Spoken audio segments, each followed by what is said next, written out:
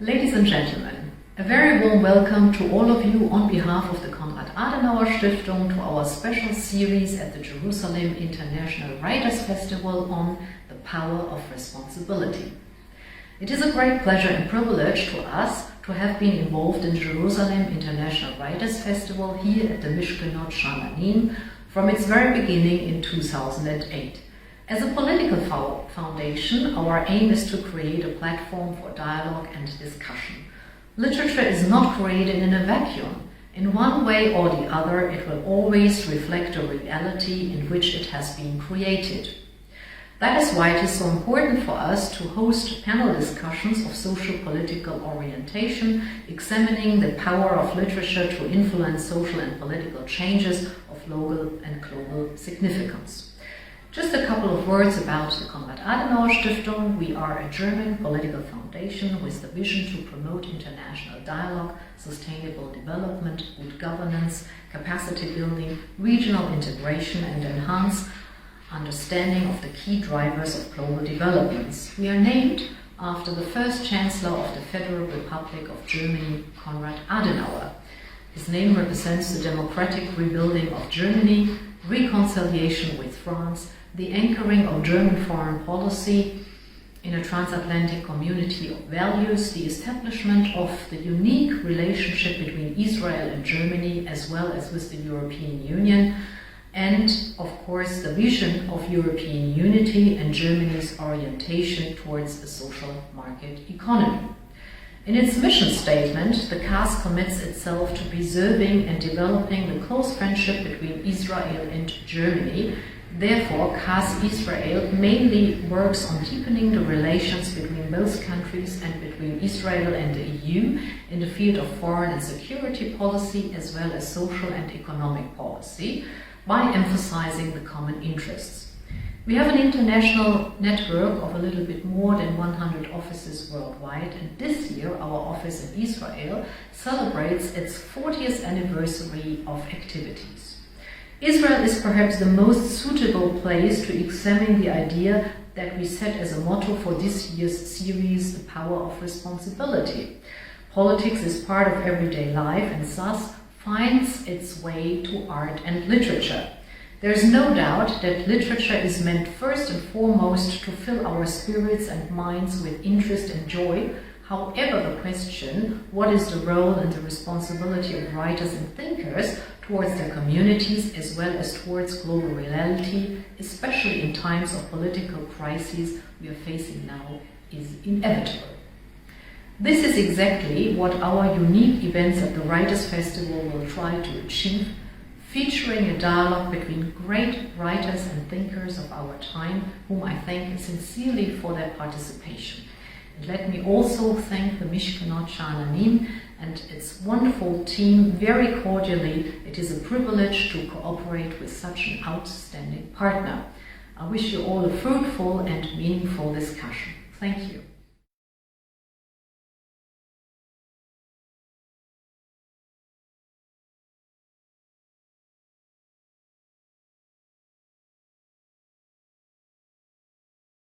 Hello, and welcome to the 10th Jerusalem Writers Festival in Mishkenot Sha'ananim. This event is part of the special series on the power of responsibility, which was organized in collaboration with the Konrad Adenauer Stiftung in Israel and is dedicated to examining the relationships between power, state, economy, and climate in the 21st century. Let me introduce our speakers today. Ms. Oksana Zabuzhko. Dr. Zabuzhko is a leading contemporary Ukrainian writer and intellectual, author of more than 20 books of poetry, fiction, and nonfiction, which have been translated into 17 languages. Her first novel, Fieldwork in Ukrainian Sex, was one of the first feminist novels in modern Ukrainian literature, the first Ukrainian bestseller, and made her internationally famous. This book is also going to be published in Hebrew translation later this year. She lectured in the USA on Ukrainian literature and culture, including at Harvard University. She is a doctor of philosophy. Among her awards are the Antonovich Prize for Literary Works Written in Ukrainian and for Research in Ukrainian Studies from 2009, a Polish International Angelus Central European Literature Award from 2013, the Shevchenko National Prize, the highest state prize of Ukraine for works of culture and arts in 2019, and the Women in Arts Award for Female Achievement in Ukrainian Art 2020. Our next speaker is Shalom Boguslavsky. Shalom is a USSR-born Israeli political blogger, instructor, and tour guide in both Jerusalem and Eastern Europe. His work combines tourism with intellectual debate and social involvement. Shalom was one of the founders of the groups Generation 1.5 and the Cultural Brigade, composed of young Russian speakers in Israel. There, he led social and cultural projects for combating racism and discrimination and promoting the culture of former Soviet Union immigrants as part of the Israeli multicultural mosaic. He has been a leading commentator on the current Russian war in Ukraine and is working on a book, A Popular History of Jews in Ukraine. And I will introduce myself. My name is Asaf Bartov. I'm an Israeli interested in Ukrainian literature, and I'm the founding editor of the nemalaN series of translations from Ukrainian literature. So far, 2 novels have been published by 9 Lives Press. The first is Moscoviad by Yuri Andrukhovich, and the second is Tango of Death by Yuri Vinnichuk. The next book in the series, to be published later this year, is the influential book titled Fieldwork in Ukrainian Sex by Dr. Zabuzhko, our guest today. So, to start off, I would like to address the question of the image of Ukraine, the perception of Ukraine in the minds of most Israelis who don't have a particular familiarity with the region. And it seems to me that to most such Israelis, Ukraine stands for only 3 or 4 things, all from an exclusively Jewish lens. Jewish shtetls, pogroms by Cossacks, Nazi collaborators, and Hasidism and Rabbi Nachman of Uman. Almost nothing is known of Ukraine's own history and culture beyond that. These days, alongside a lot of sympathy for Ukraine and material humanitarian aid to Ukrainian refugees here in Israel and in Europe, there are still some Israeli voices absurdly asserting all Ukrainians are anti-Semites, or they deserve everything for what they have done during the Holocaust, etc. What do Israelis most urgently need to understand about Ukraine, the Ukrainian people, and Ukrainian identity, and what role might literature play in fostering such understanding? I would like to hear your thoughts, Shalom, and then we'll move on to Ms. Zabuzhko. Since we're talking about exclusive Jewish lands, I will start from that. The thing is, it is impossible, or it doesn't make sense to understand Jewish history without understanding Ukrainian history. And I'm not talking only about Ukrainian Jewish history, but Jewish history in general. The thing is, Ukraine is not another place where Jews lived. This used to be the most Jewish country on earth. If to be more exact, it's the right bank of the Dnipro. It's Western Ukraine, along with Eastern Poland and Southern Belarus, but mostly in Ukraine of today. This was the most Jewish place ever. So the rules of the game for Jews there being quite different. And since we're talking about depends on the time, on the period, but easily we can say half of the Jews of the world are from Ukraine originally, even more than that. So looking at the Jewish history of Ukraine through foreign lens, it's absurd because the situation in Ukraine wasn't like in, say, Germany, when you have tiny Jewish minority inside more or less, let's say, homogeneous or hegemonic group. We're talking about quite big, even relative numbers, and quite, I would say, powerful. Jewish group in a multinational, multicultural, and multi-religious environment. So it's not one kind of big hegemonic culture that treats a tiny minority in this or that way, but more like a group which is a participant in a very complicated game with a lot of players, which most of history actually hate each other, of course, but sometimes they cooperate and work together. So it's very complicated history and complicated political history, I would say, that if you explore only Jewish history without understanding the political, cultural, historical context, you don't understand why those things happened. So for me, not knowing Ukraine and Eastern Europe in general, because if we're talking about Eastern Europe, it's not more than half of the Jews in the world, it's at least 80% of the Jews in the world. It doesn't make sense not knowing the history of Ukraine. So I don't see them as separate at all, okay? Ukrainian history is part of my heritage as a Jew. I think Jewish history in Ukraine is supposed to be part of Ukrainian history. And I think the one thing that Israelis should understand is that we need to know this place as itself, as a unit to be discussed, not part of Russia or part of Soviet Union or part of the Polish Lithuanian Commonwealth or part of Hasidic or Jewish history or anti-Semitism, whatever. We need to know something about this country and its people and its history. Thank you very much. Dr. Zabuzhko. Well, please address me, Oksana. Dr. Zabuzhko sounds very ceremonial and very demanding too. While actually I'm not going, to have any academic presentation because what you just listed in your question sounds to my Ukrainian ear. Like Shalom gave, the Jewish prospect of the issue, and my turn is to give a Ukrainian one, and to me it sounds like a list of the negative stereotypes, which actually some 30 years ago, that is after the collapse of the Soviet Union and after we started to travel and after we become a part of a cultural exchange with the West, took me as a total surprise.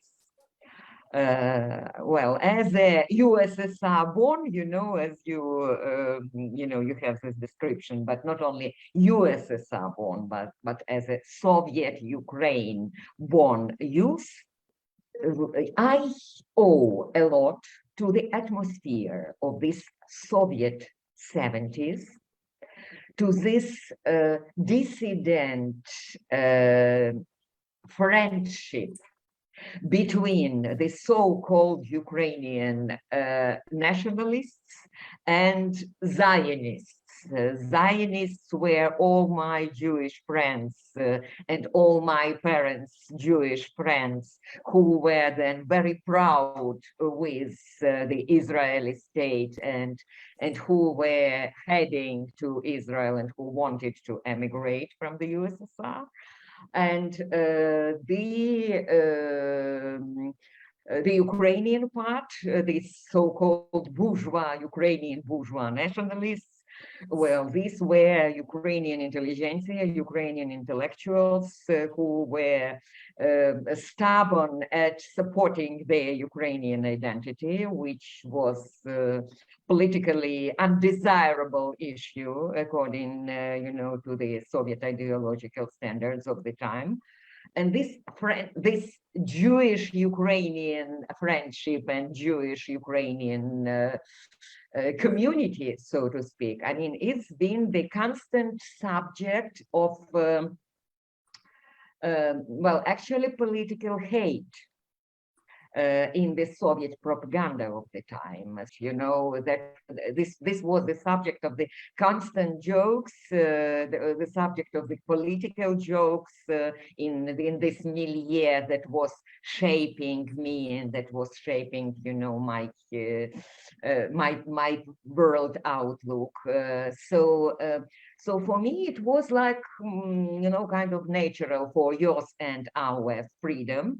And more than that, the Jewish culture, the repressed Jewish culture, that which was purged under Stalin, that which used to belong for centuries prior to the Stalinist times to the Ukrainian cultural landscape. Shalom has said that mostly it was hatred.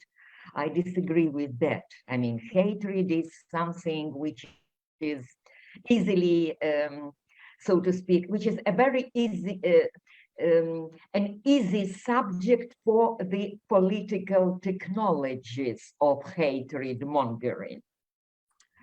So it's easy to nail these pages in the history of two people that were very close and very intertwined in their historical contacts in their actually, well, I don't know, neighborhood, you know, and yes, you know, my mother was born in one of these, okay, you say shtetl, yes, well, like one of these stereotypes. But I do know something about this shtetl culture from the Ukrainian part. And my mom was born in one of these, well, old, ancient, you know, Ukrainian towns in central Ukraine, which were kind of typical, like two Orthodox churches, one Polish kościoł, one synagogue, and some, well, and Jewish community, quite a large Jewish community. So I know some Yiddish words from my grandmother, who was using them not because she was Jewish, she was Ukrainian, but because that was part, you know, of her everyday life with her neighbors, friends, and everything. And she used to address me like when I was behaving like a bad girl, and when I was capricious or something like this. Oh, look at this Michigan. So that was a kind of and there were like dozen of words like this. So this was a usual façon de parler, manner of talking, you know, in Ukrainian families of this area. And yes, all this joke, popular culture, you know, all this Shalom Aleichem atmosphere, you know, that's something which is, I don't know, which is very close to me and which is in a way a part of my culture. And these were not the malicious jokes. These were not jokes of hatred. These were jokes which were partly which make in the Ukrainian literature of the 19th century, in Stepan Rudansky verses. So for me, it is like the problem is that the culture of the Ukrainian Jewry has been destroyed before Shoah, before Holocaust. In fact, it has been destroyed with 3 waves of depression. First, under Stalin in the 30s. Second, Shoah, Holocaust. And then in the 70s, Aliyah, when people were just living. people who were still speaking, people in my parents' generation who were bilingual, speaking Yiddish and Ukrainian as their native languages. And I still remember my generation is probably the last one who still has this music, this intonation of this Yiddish speaking Ukrainian Jews for whom Ukrainian was their native language. And that's something which I think can be and should be traced in the Jewish culture nowadays, because yes, I do hear, this resonating reverberations of the Ukrainian influence, well, even in Paul Celan's poetry, which are mostly invisible for those who does not have a clue about Ukrainian culture and has absolutely no idea where this or that thing might come from. And yes, you have to know both. You have to belong somehow, well, to play both pianos, to know both of these cultures, to be able to appreciate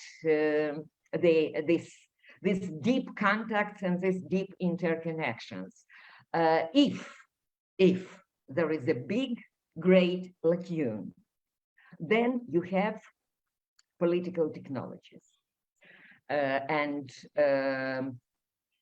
ignorance always makes a good soil for all the toxic things springing out.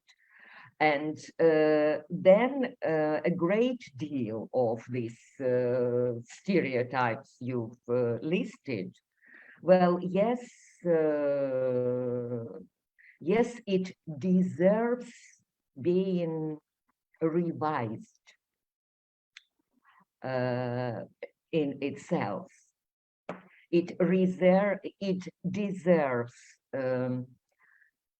a closer examination, it deserves investigations, it deserves studies, but studies with the new optics.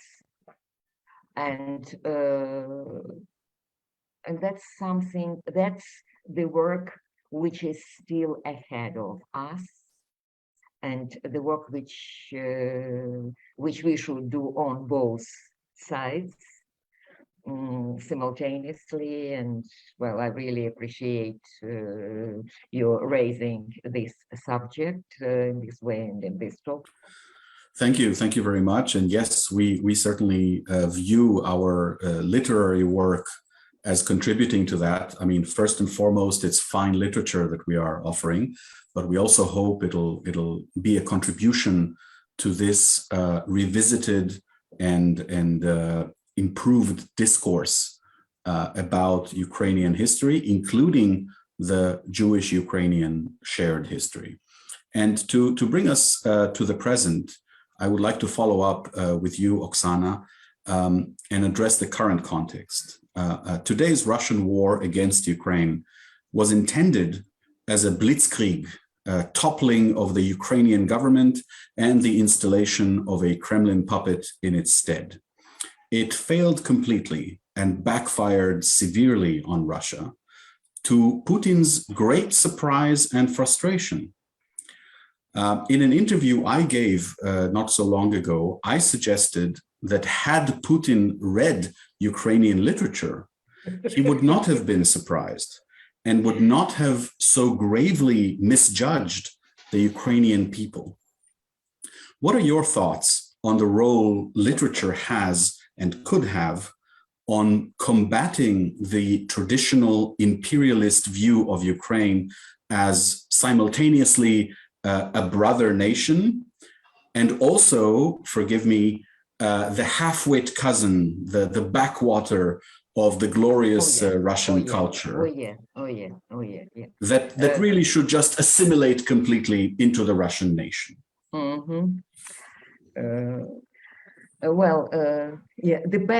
Putin's backyard, I've been coming across this expression only too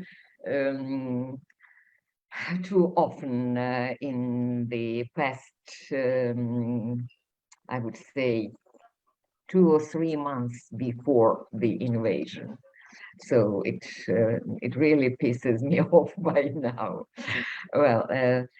But the problem is, the problem with imperialism, to answer your question briefly as I can, is that imperialism is very monological. Imperialism does not read the literature, is not interested in the literature or culture of the conquered part. No way.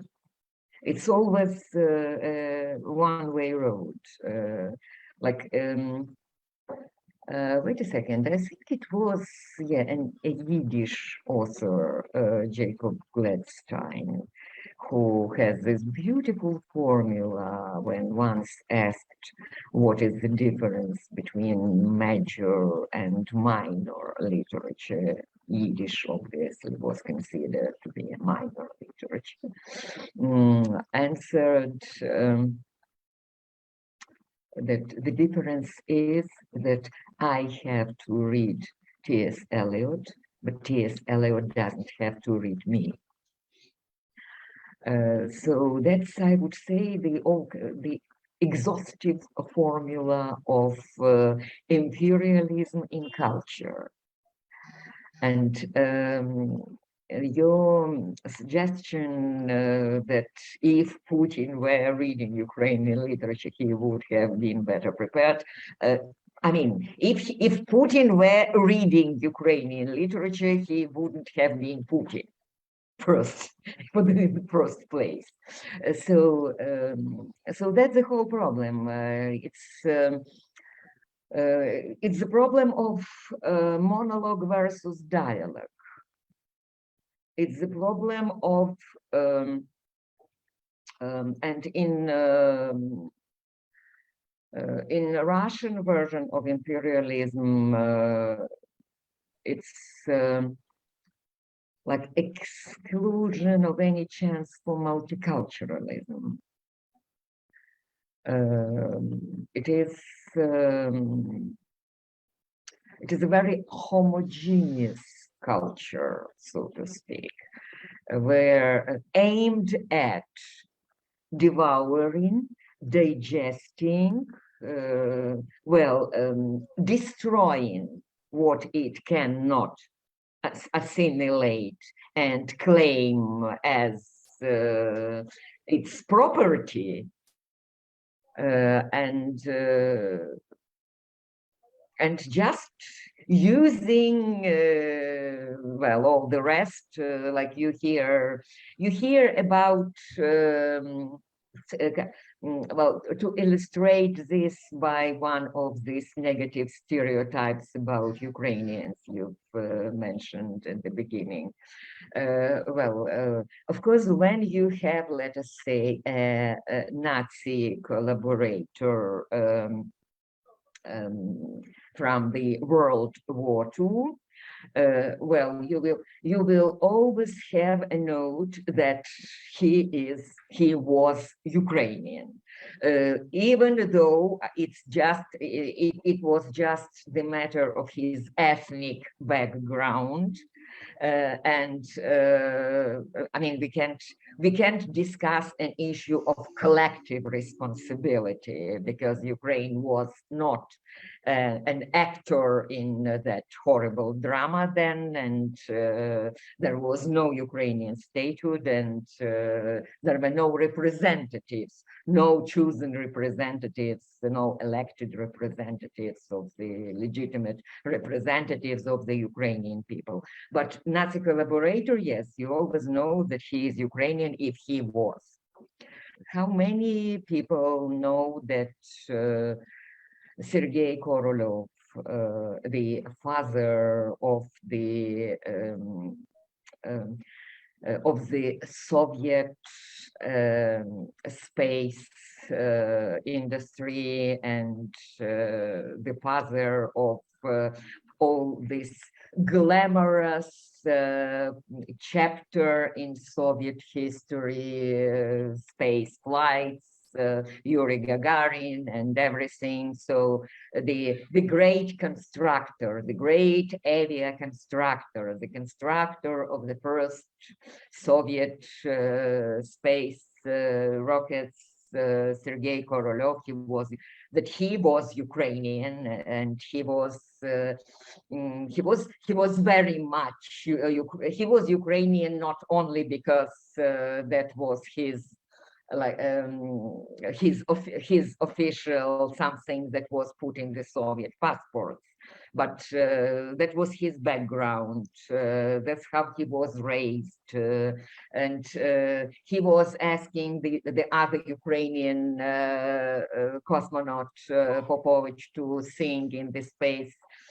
For him, his favorite Ukrainian song, "Дивлюся на небо," and was very happy, when it sounded in the outer space. And then actually not only Korolev, but also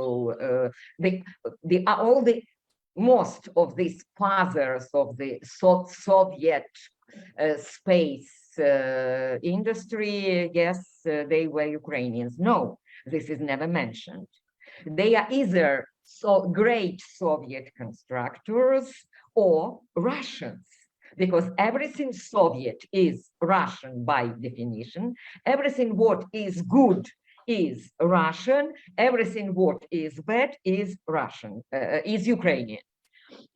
So that's very typical Russian way of appropriating the subjugated cultures, the very typical way of how Russian colonialism takes these subordinate, subaltern cultures and how they are treated or mistreated. And Ukraine is one of the most notorious examples, I would say, because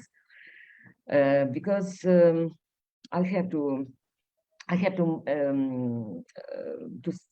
make this point that yes, our relations with the Russians is kind of special, even as compared to all the other former Soviet nations or the former nations of the former Soviet blocs, because let's not forget that Putin is not going to stop at the border of the former USSR. He has already claimed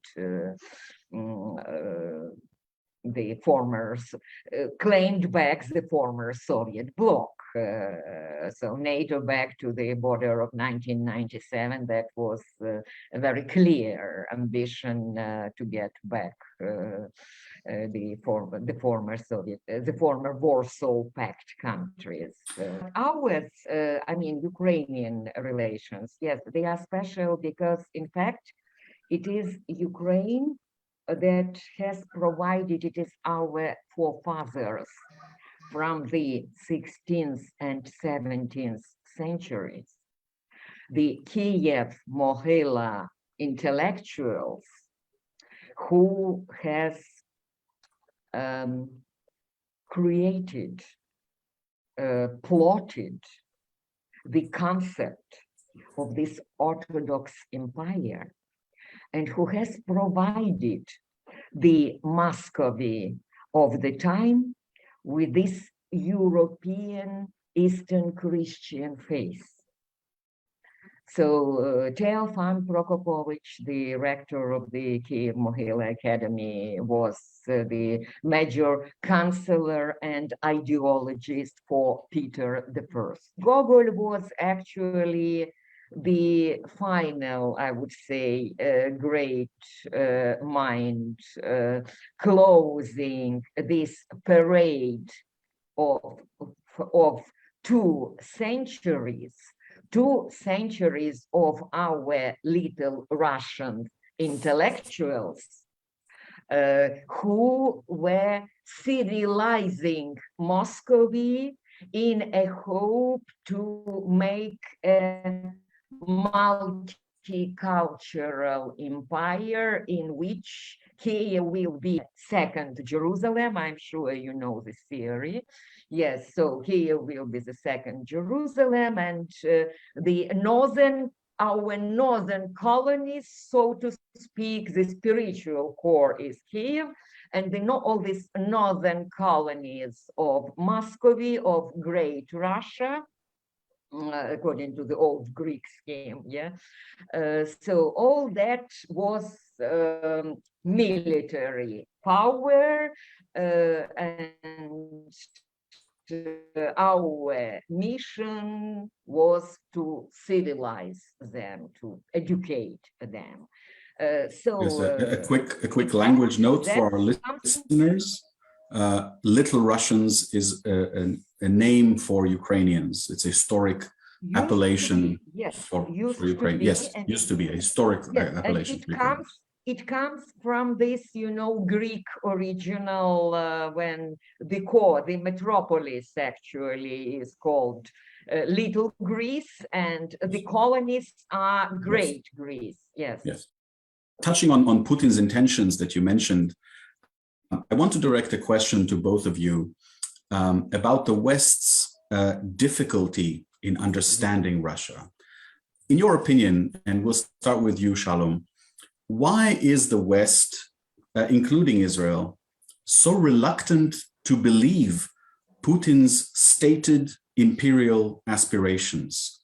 Why is it so hard to believe the war crimes being committed in Ukraine? And to you, Oksana, I will also ask whether you can see a connection to literature, especially Russian literature, in this reluctance. Shalom. First of all, I'm not sure that Israel is an integral part of the West. I think that a big difference, and this is something that as Israelis and as Jews we can understand, is long historical memory or its absence. Now, I live in Jerusalem, which is, I guess, the first Jerusalem. And in Jerusalem, the thing of, no, this and that happened 800 years ago, and I still resent it, resent you for that, or remember that, or it's still relevant, or to explain things in Jerusalem, I need to go back hundreds, sometimes thousands of years.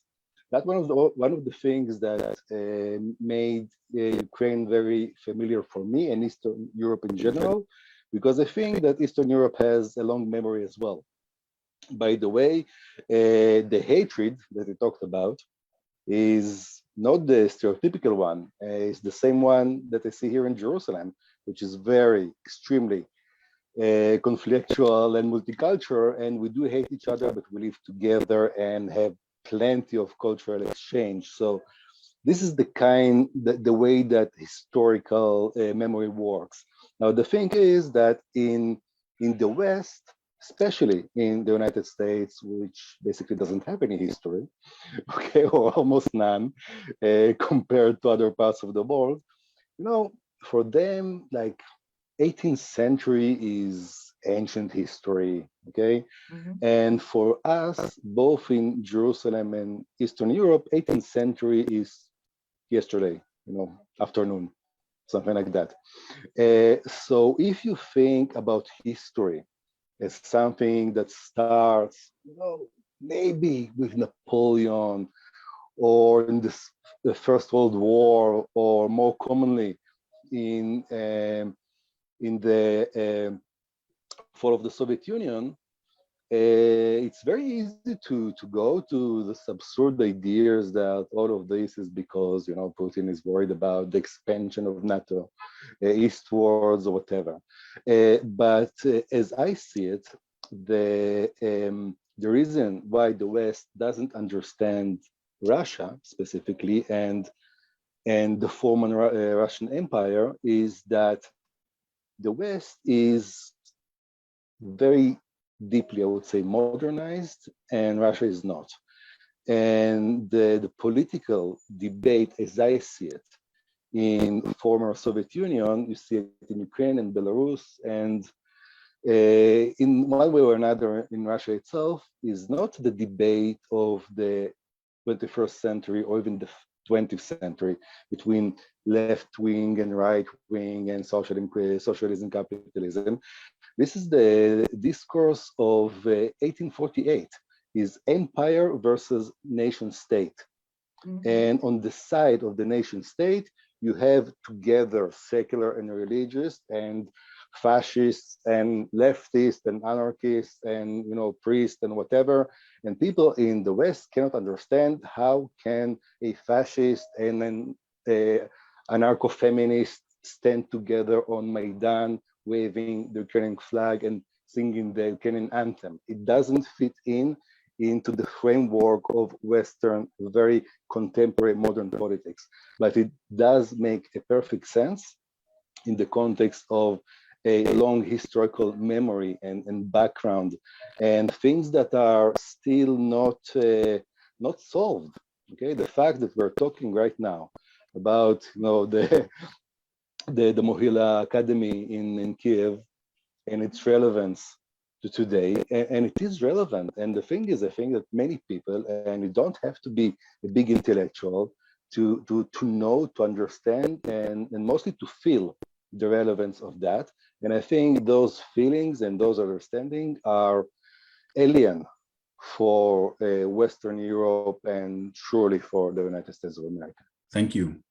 Oksana, please. I agree with Shalom, but only partly. I would not juxtapose here American and Eastern European concept of cultural memory or historical memory for that matter, but American and European altogether, because Western Europe does have its historical and cultural memory quite long, especially when it comes to the political elites of Western European countries. The political elite engraved as successor of the legacy of the same Russian Tsars. Ukraine has no state or nor political tradition important enough for the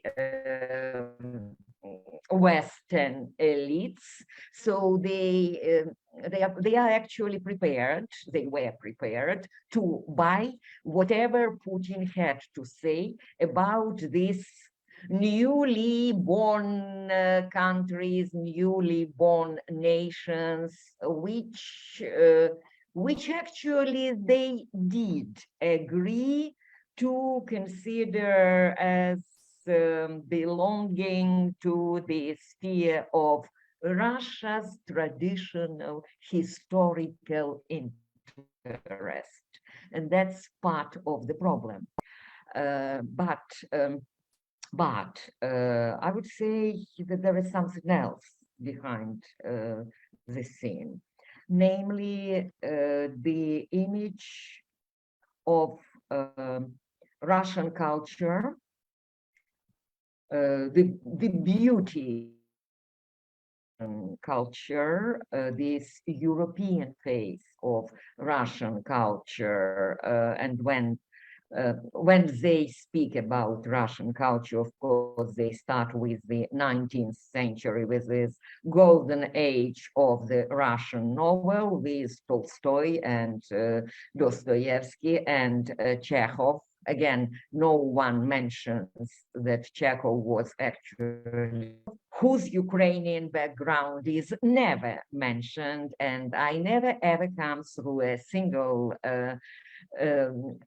Russian Chekhov study ever published in the West that have explored how Chekhov's Ukrainian background has influenced his writings and how it is connected with his singularity in Russian literature of the time, of the past turn of the century. But this the appeal of the Russian literature of the 19th and then of the 20th century has somehow been serving, I would say, as a coverage for Russian imperialism. And that's the big problem which we now have to face. Russian literature never actually managed to produce any clear anti-colonial voice, either in the 19th or in the 20th century, with the exception of Vladimir Grossman, who is one of my favorites and actually never celebrated in Russia after Perestroika.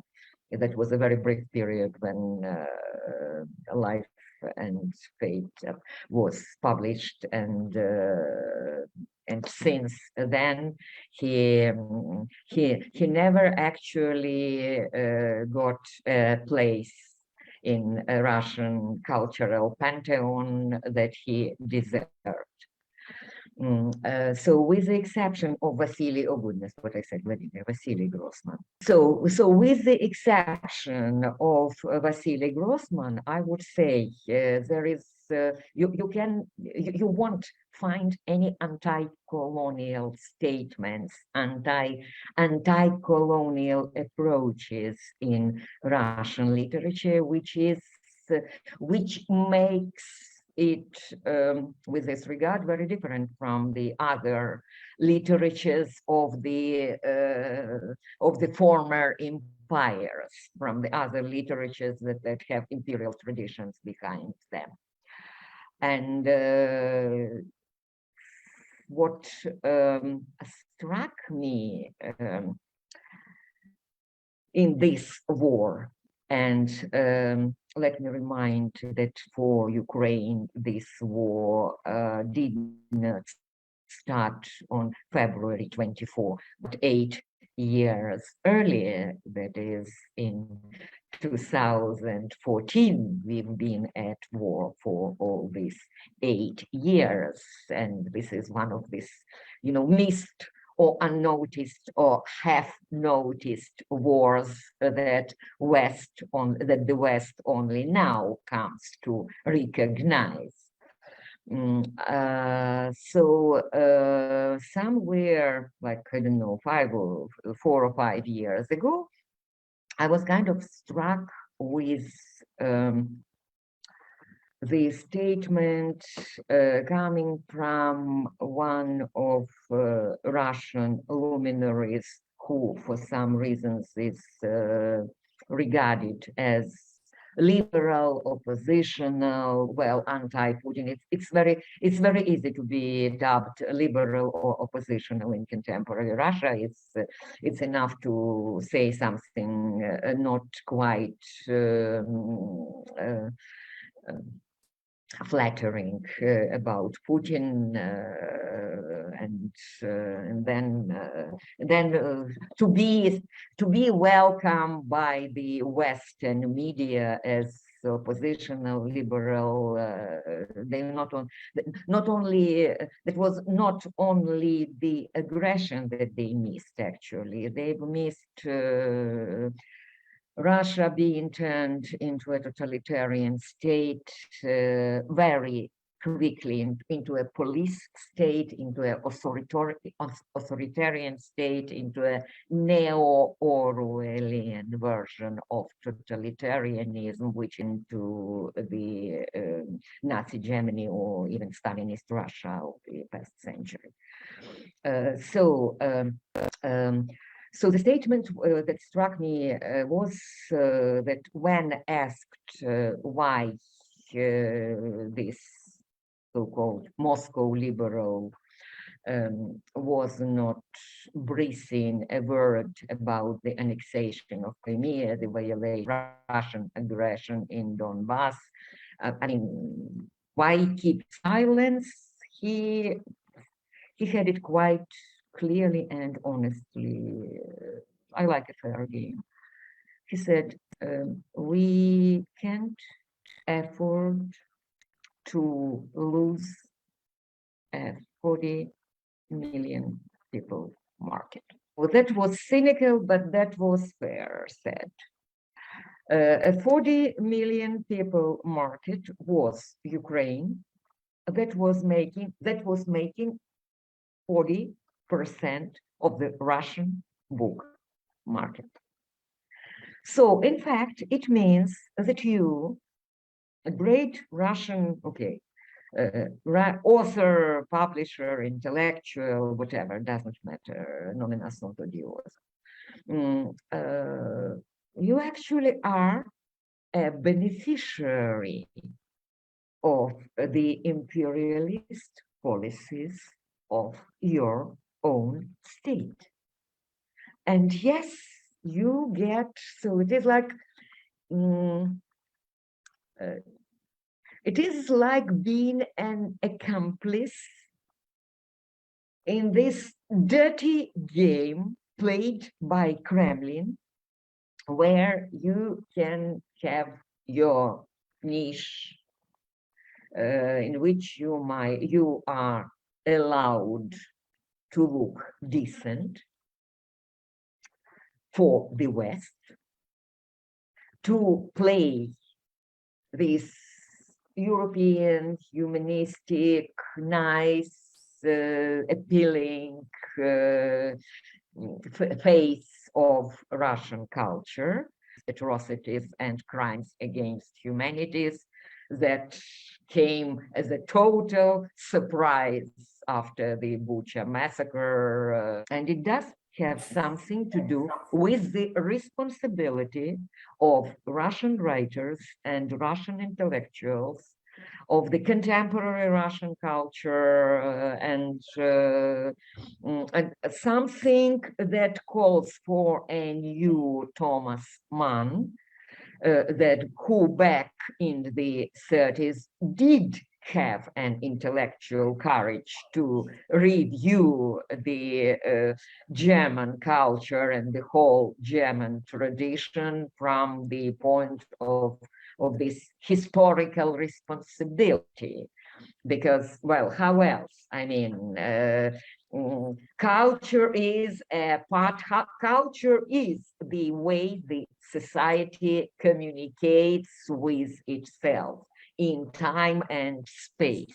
If you see this society as something struck with a total madness, well, then it's time to talk about the share of culture and the share of the cultural elites, and about the hypocrisy of the cultural elites that have been trying for decades and for ages before to distance themselves from the Russian authorities and to produce, this alleged antagonism. Like Kremlin is one thing, Russian authorities is one thing, and Russian culture is something else, something totally different, and it's in the opposition towards the power. No, it is not. No, it is not. It is, and it used to be a beneficiary of empire. Thank you very much for these edifying remarks about the complicity of Russian literature and its status as an exportable good of Russian imperialism. I want to bring us back to closer to literature and zoom in a bit to an element in your book, the Fieldwork in Ukrainian Sex. In your book, the narrator visits Israel as part of a delegation of writers. And although it's a minor episode in the book, it is naturally interesting for Israeli readers. The narrator expresses admiration and perhaps even more envy of the Israeli soldiers, Sabras, born in independent Israel, compared to her own compatriots, broken by the Soviet Union they only recently emerged from. And she also draws an analogy from oppressed Ukrainians to pre-Holocaust European Jews, and I quote, millions of Ashkenazi Jews who had to run the tightrope, merely survive rather than live, sinking deeper and deeper into their chest cavities with each generation.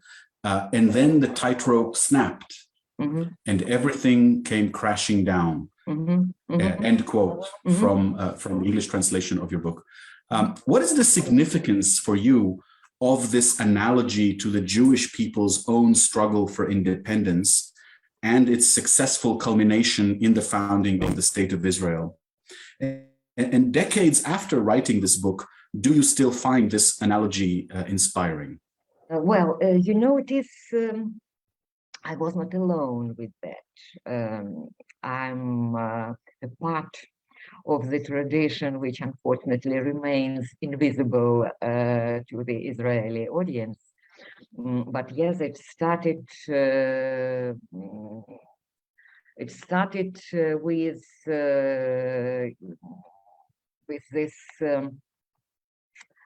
with the Ukrainian literature of the late 19th century, with Ivan Franko and his big poem Moses that he wrote after his meetings and conversations with Theodor Herzl, who really impressed him a lot, and he left memoirs about this meeting, and he was absolutely fascinated with the guy. So that was like, you know, this paradigm of comparison, you know, how Jews were working. Then with Lesia Ukrainka, there are these parallels and there are these analogies, and she was very much formed, you know, of the ancient Jewish plots and themes, and she has actually a couple of dramas that should be translated into Hebrew and brought to the Israeli theatrical stage, because it's a good stuff, really good stuff, and it's a kind of a universal, you know, Jewish history, ancient Jewish history, being used as a universal language, as a universal metaphor for the nation building of the modern period of the early 20th century and the end of Belle Epoque time. So that's another, please interrupt me because I'm going to lecture on this into infinity. So in a way, you know, this episode, thank you very much for reminding it to me. I recall it. So that's, it has, you know, this kind of heroines, traumatized erotical approach, because she thinks, she ruminates on the issue of beauty, of how this degradation. Yeah, okay, I recall now the original, and yes, how living in a slavery produces physical degradation in generations. Yes, and it's a very interesting issue, by the way. I mean, I really I'd really like to, maybe one day I'll do a special essay on it or something, but it's interesting. I've been following how the crowd in the streets of Kiev has been changing within these 30 years of independence, how ugly we were a transformation on a massive scale, and that's amazing. It is like it has something to do. I mean, that's a very special issue. How freedom reforms and transforms the appearance, not only of a person. So this episode that you quoted is mostly about this, but also it is influenced with this, long classical tradition, over 100 years long tradition of Ukrainian literature, speaking of our national problems in terms of Jewish history. Thank you. Thank you very much for bringing that up. I think it'll be a surprise to most of our listeners or viewers to hear that Ukrainians have often used this analogy, have often thought of themselves as latter-day manifestations of the oppressed Jewish people that they read about in the Bible, etc. I also think it's a useful and productive analogy that can keep on giving. I'd like to invite Shalom to offer a few comments of his own about the similarities and differences between the Ukrainian people's historical struggle for liberty and independence and the Jewish people's. I think that this comparison between the struggle for freedom of Ukrainians and biblical Exodus and Moses, it's quite an ancient theme. Actually, we can meet this theme along the centuries in many places. One of them, it's quite interesting and worth mentioning in the, I think, maybe the only primary source that most Jews or Israelis know about Jewish history is in Ukraine, which is the Abyss of Despair, Yeven Metzula, which is the 17th century chronic of Rabbi Hanover about the Cossack rebellion. Now, when I say most Israelis know it, I mean that most Israelis and Jews know one quote, one specific quote of that chronicle, which describe very vividly the atrocities made to Jews. Hanover, of course, wasn't an eyewitness, but it's very kind of shockingly written. But very few read the whole thing, actually, and with the historical background, which is very good, actually. And one of the, I think, shocking things is that in the beginning, in the historical background, when he describes the reasons for that revolt, he almost quotes, almost word by word, the biblical description of the enslavement of the Jews in Egypt.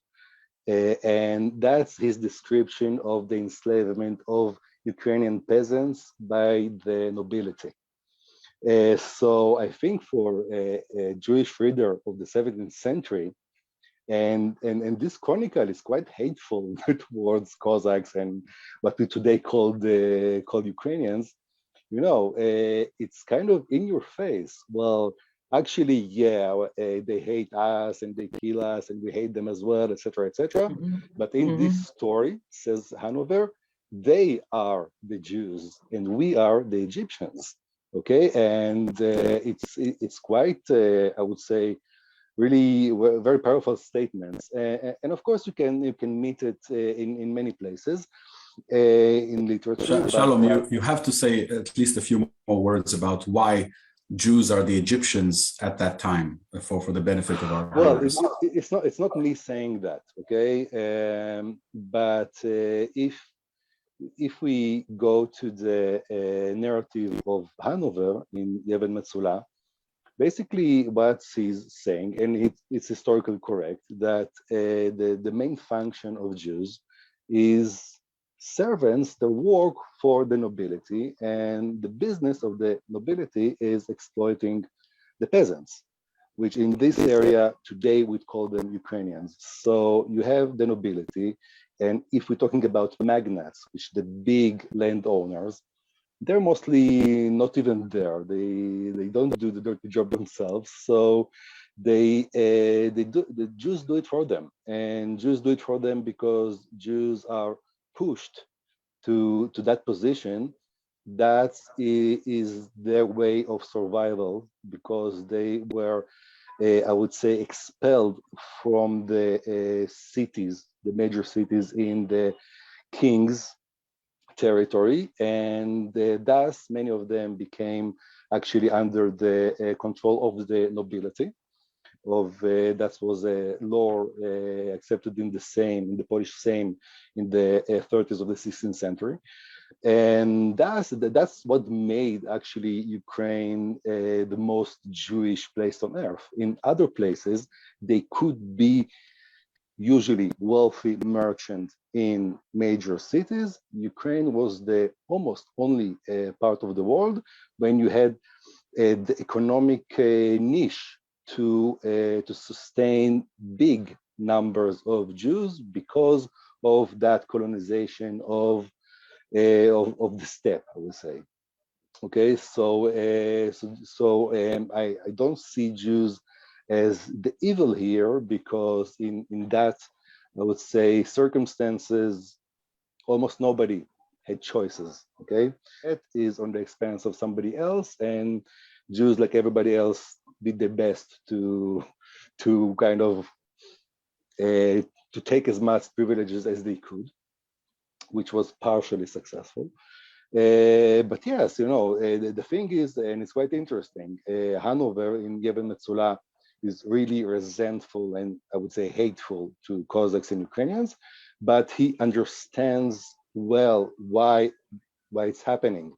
And you understand that in that time, when you didn't have those idea of equality and racism is bad and things like that, in that time in which, as I said, hating each other is quite a part of the normality of life. He hates them because they are Jews, and so he understands why Ukrainians hate Jews, because Jews kind of hurting them. A few years ago, I had conversations with a smart man, originally from Western Ukraine, and actually it was quite a long time ago, and I was quite ignorant back then, even more than now. And he said that he's from Western Ukraine, and I said, well, but this is where all the nationalists, the stereotype that you mentioned. And he told me this is the most liberal area in Ukraine, and I said, how could it be? They're the more nationalists. This is the fact. And he told me, when you have, when you're a patriot, when you have your national identity, you can acknowledge and respect other national identities, even if you are in the state of hostility. And I can say that in my personal background, when I was working in the field of dialogue between Jews and Palestinians, I saw the same thing. The people that came that were kind of more militant and patriotic, they were the first to say, in the Jewish side, to say, why are you irritated of Palestinian being nationalistic? We're nationalistic too. We have identity, they have them, we have a flag, they have a flag.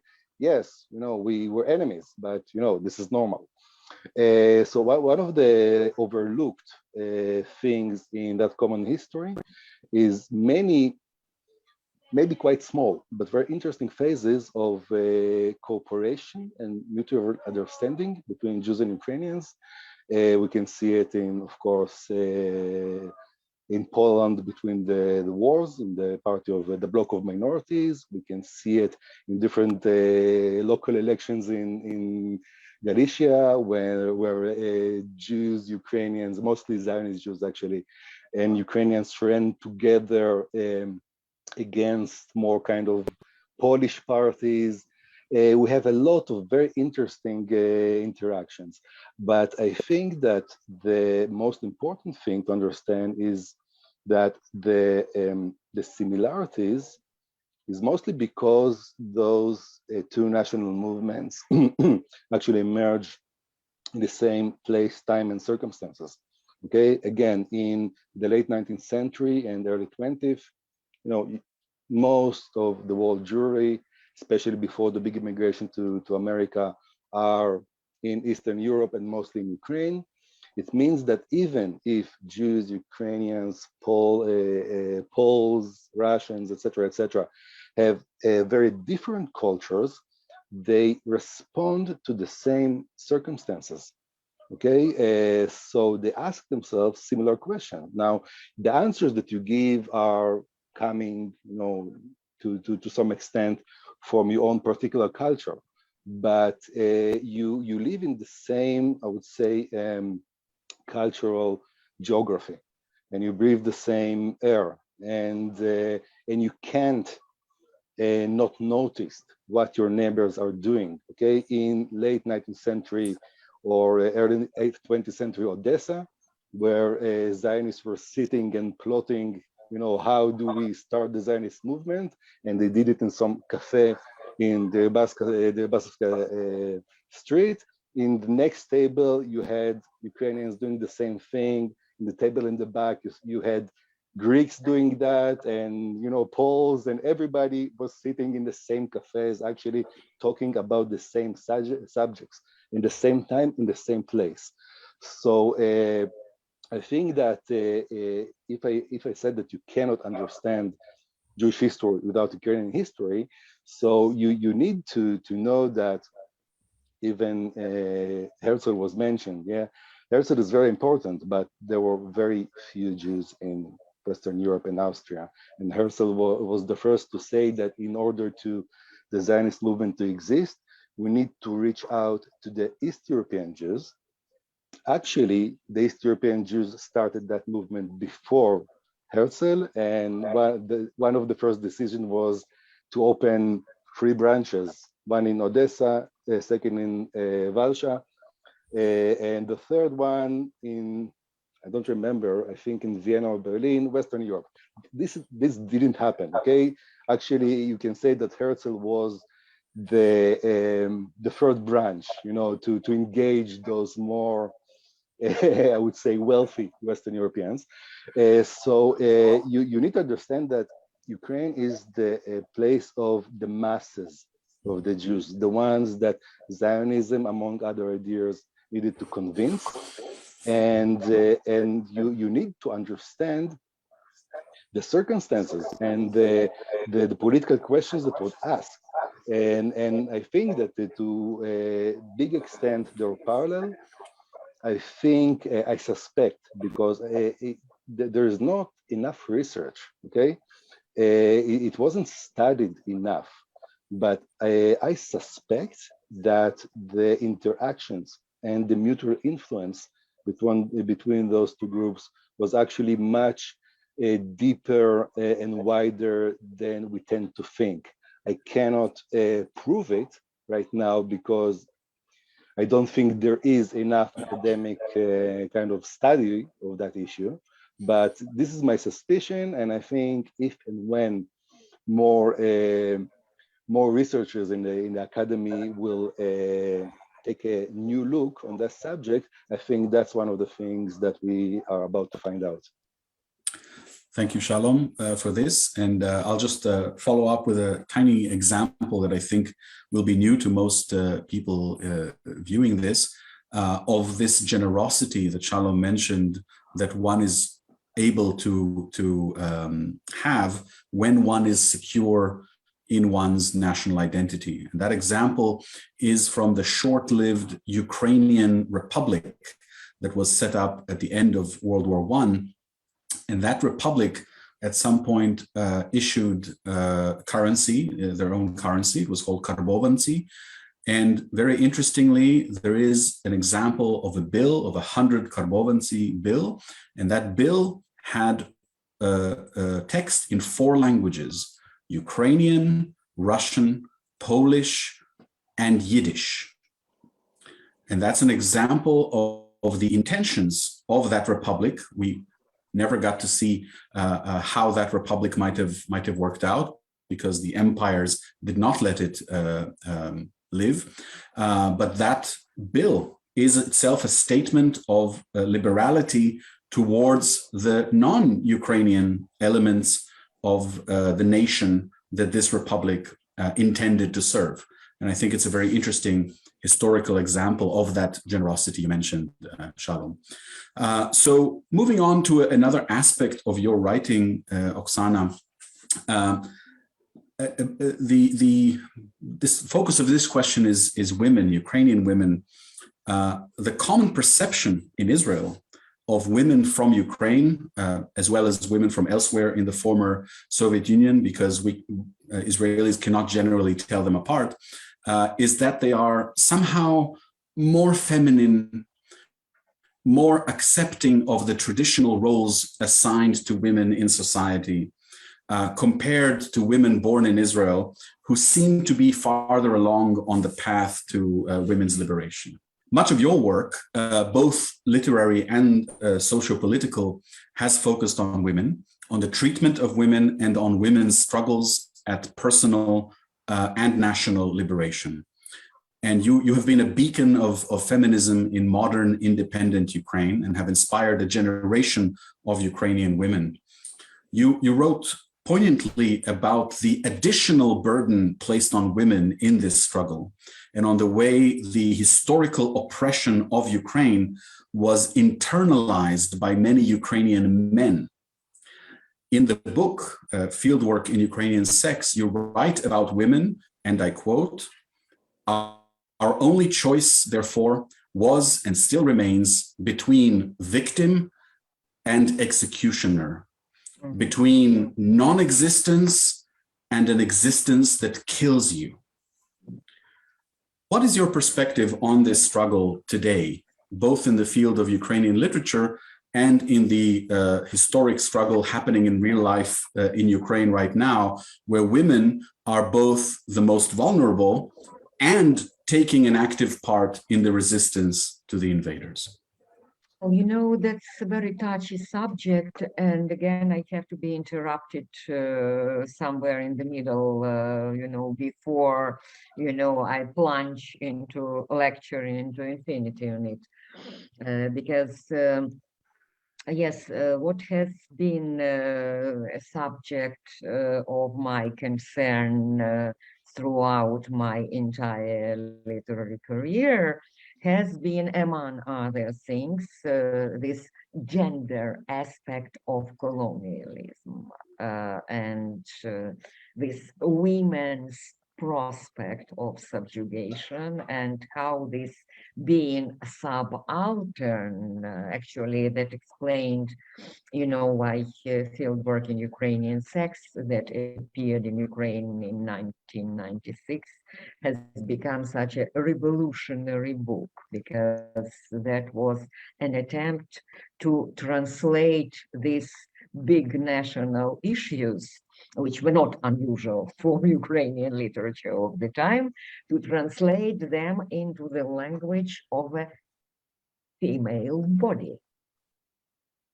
And that was something absolutely scandalous then, something totally unthinkable. And that was precisely the thing that made me a beacon of Ukrainian feminism, because the Ukrainian feminism wasn't still young and looking for the voice and looking for the canonic text. Every movement needs a canonic text. Every movement needs its Bible. Yeah. So this novel has been immediately claimed the Bible of the Ukrainian feminism. Now it is read, over a quarter of a century later. It is now read by the new generation as a book about, more about toxic relationship, and toxic relationship can serve as a good metaphor for colonialism and for subjugation and for violence between states and nations as well. Well, but anyway, speaking, of this, of course, lots of things changed 25 years after. But literature is literature, it's not the journalism, literature always gets deeper. It works with the archetypes, it works with the things that that get perceived from different angles with the course of time. And yes, one generation after 25 years, it's classical generation, one generation, not 1.5.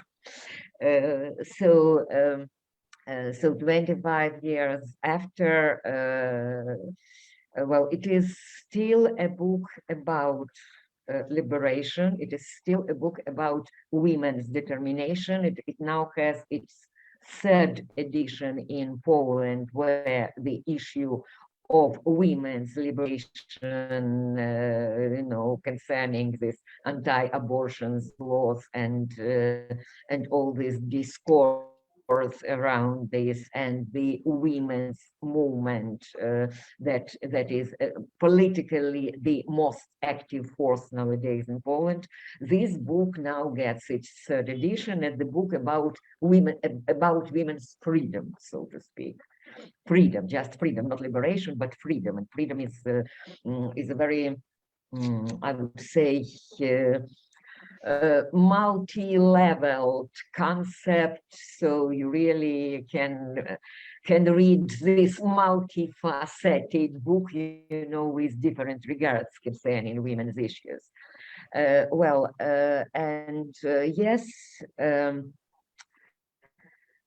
Yes, with colonialism, it's more or less clear, and but coming back, so with this colonial aspect of the gender discrimination, or rather the gender aspect of colonial discrimination, I mean, it works both ways. It's one thing. Another thing is where you started, and I see it again, as kind of colonial misperception, what you mentioned about this view of women coming from this former Soviet Union. There is no former Soviet Union, because even the Soviet Union was never homogeneous. And with this feminine women, or women looking feminine, this culture of women taught to look feminine. That's the problem. Yeah, but I mean, with Ukrainian women, I would say it's a much more complicated tradition. After all, we are known as the country of strong women, and the country where women, and it's I mean, it's only understandable in every frontier culture, it's women who are responsible for the economy, while men go to the front to fight. Okay, the above mentioned Cossacks, when they were going at war, they were leaving their ladies behind, because someone had to take care of the harvest. And providing, struggling for keeping things, for making things to move, and for providing the very texture of life remaining untouched. And that's what made Ukrainian women, on one hand, the proletariat of history, because history used to consist, prior to the advance of feminists, used to be read in terms of male deeds, of male story, of big things, big narrative belonging to men, and women are somewhere, behind, invisible. And yes, historically, Ukrainian women used to have privileges, as compared to the neighboring Western cultures, like the right to own property, and not to share it with her husbands, so on and so forth.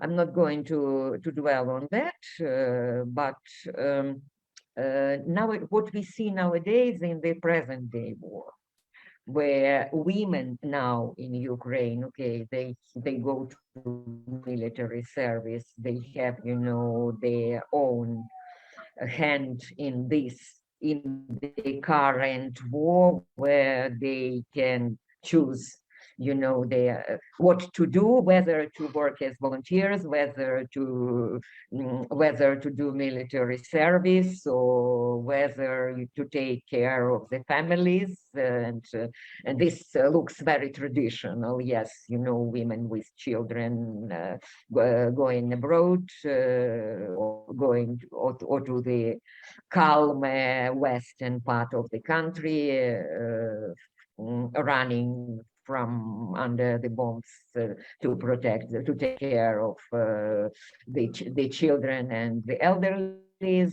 while men go fighting. You know, there enters this issue of war rapes, and yes, that again, you know, brings us back to the atrocities of the previous wars, and this again proves that women become the most vulnerable part of the population in this very archaic war that Russia conducts.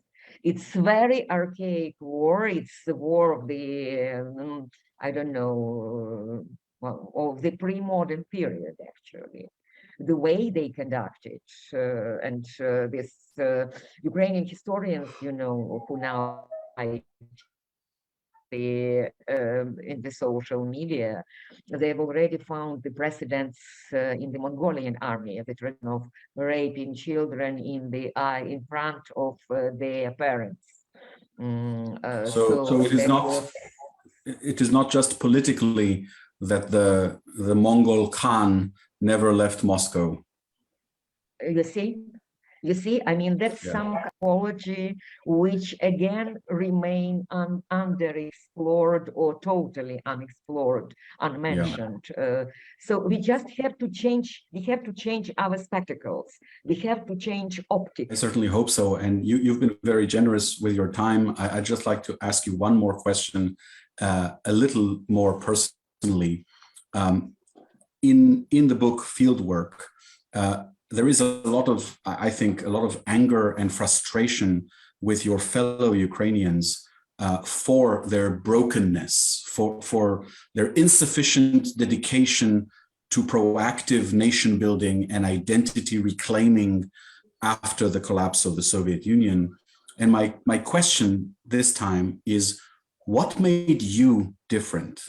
Why have you emerged from the rubble of the Soviet Union with such dedication and determination? What is the fuel that has been driving you to be one of the prominent voices of this struggle all these years? Where does it come from? There are more people like me now in Ukraine, especially in the new generation. And yes, back then in the 90s, we were kind of I would say, rather narrow strata of the cultural elite, because it had been a hard business for Ukrainian cultural elite to survive, you know, and to pass the tradition in time. That's been a separate story, and I still need that. That's the subject actually of the novel that started before last year, you know, and which remained in my computer back home in Kiev, and now I don't know when. Well, now I'm looking forward to our victory and to the time when I'll be able to get back to this novel, because it's a very interesting issue. It's a very interesting subject.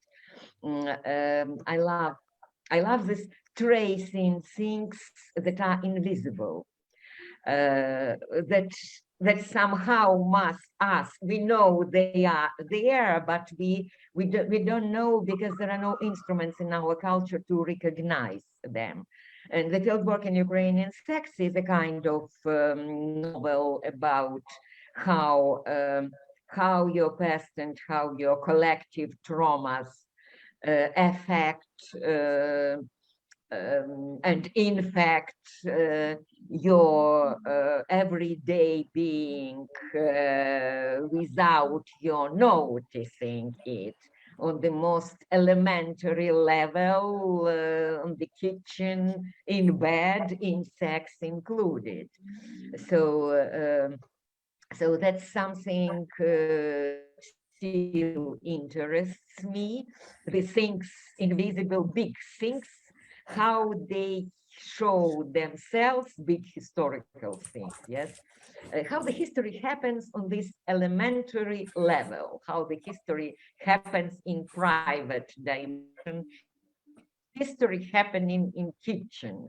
So I am the product, I'm myself of this product of history happening in kitchen, of the family that was actually struggling for 2 generations just to preserve their identity, to survive both and intellectually and culturally. And so in a way, I am the product, it's only a half joke, but I am used to saying that I'm a product of a clandestine culture, so to speak, of the clandestine culture of the Ukrainian intelligentsia of the 20th century. And this might make an interesting story for this next novel, which I hope one day will be translated into Hebrew as well. Oksana Zabuzhko, Shalom Boguslavsky, thank you very much for your time in this fascinating conversation. Once again, a warm thank you to Mishkenot Sha'ananim and the Konrad Adenauer Stiftung in Israel for hosting this session. Thank you very much. Thank you. Thank you.